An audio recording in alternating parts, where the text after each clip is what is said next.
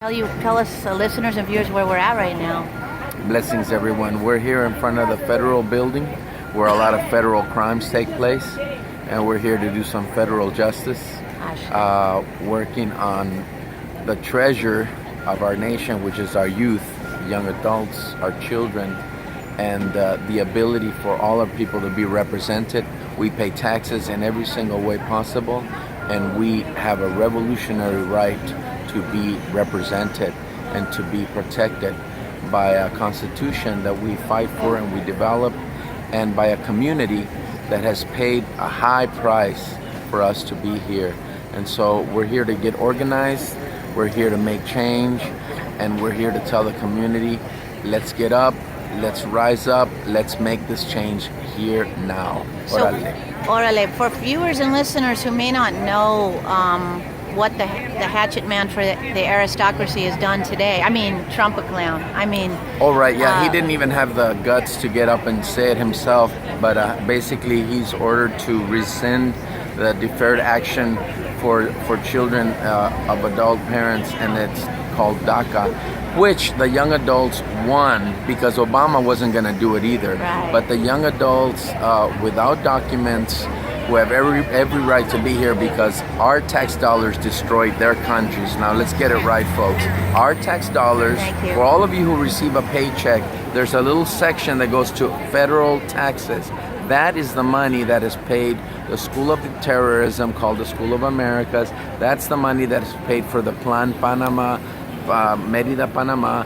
That's the money that is paid to get gold companies in Honduras, El Salvador, Mexico, other mining companies that have destroyed. That's the money that has now gone in arms, and that's the money that's used to bring up drugs to this country. So we have paid for all the violence that's happening in Latin America.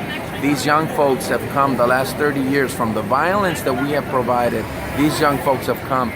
In 2011, they got organized, the young adults got organized. They forced, by embarrassing President Obama by saying, we'll let you lose your election, but you're gonna give us a support.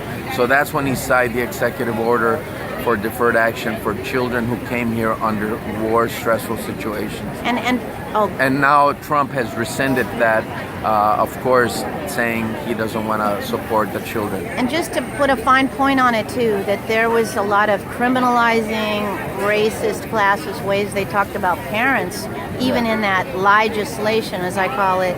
Legislation is correct. The whole framework of the discussion of how Paul Ryan, Trump, Sessions, all those people, the way they continue using illegal aliens, the way they continue, it's all a project of criminalizing folks from working class communities who are here working, and it's a way of deceiving folks from working class communities who've been here for whatever, a couple hundred years. Versus, and so that criminalization has happened with this what did you call it? Legislation. That's right, the legislation that's being produced. Our objective then is the same as it's always been.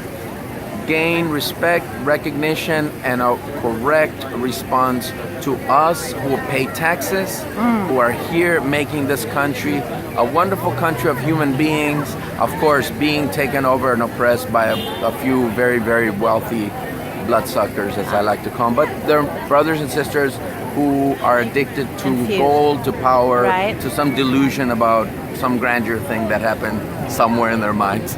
But anyway, they're sick brothers and sisters. And we need to help them, but we need to help ourselves because we are the ones that are receiving the violence. And for listeners and viewers, who are you, beautiful My name is Francisco Herrera. I'm a cultural worker, member of the community. Ashe. Thank you.